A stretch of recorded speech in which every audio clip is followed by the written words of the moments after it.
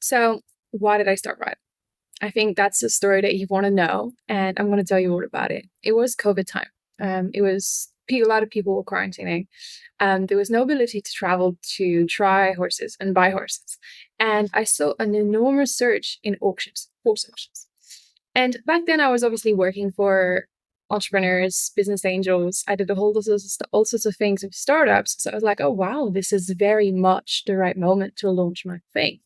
So I went back to my parents' place, and I got the opportunity to have a ton of time on my hands without so many distractions and without actually so much to do. So I thought, well, I'm going to start a company. And this is kind of when the urge to become an entrepreneur really kicked in because I had this idea for so long. However, I never really took the initiative of saying, hey, I'm quitting my job. I'm focusing full time of myself on this. And during COVID, it's very much what I did. I stopped working for anybody else and I started working on my journey. So, Bridal's original story is very much based on me wanting to bring transparency to the market of horses, wanting to bring digital innovation, wanting to bring new structure and new opportunities and initiatives that could really, really better the market. So I started by doing a lot of market research. I started by interviewing people and seeing whether or not that would be something that would be needed for the market. And, through the conversation that I had with people, it really, really turned out to be something that people saw as a problem. And every time there's a problem, there's a solution. So I was like, okay, I'm going to commit to building this solution myself.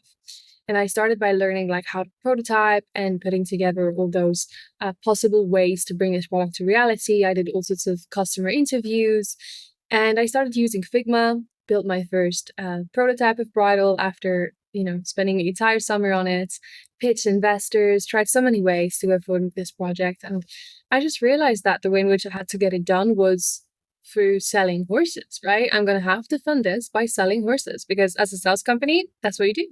So I launched the very first basic version of the app in February 2021 after surrounding myself with tech partners and a co-founder. And basically, the way in which we did it is that I spent quite a lot of time building the inventory first. So I focused on sourcing horses, sourcing high quality horses. I went out of my way to contact people. I did demo of the products. I did all sorts of little things that would help me get those horses, convincing people, hey, like put your horse on the internet very much. And that was kind of the very, very first step. And luckily for me, one of the horses in the catalog appealed to someone that the co-founder really knew well, which was my first sell. So that was really, really useful for network effects. It worked really, really well. And then what we did from there is that we kept on pushing. Was on the phone with people so much time of the day. I was still working in the evenings for another company and I was working during the day for Bridal. And the goal was very much for me to launch this business and be able to say, hey, I did it. So we launched in February 2021.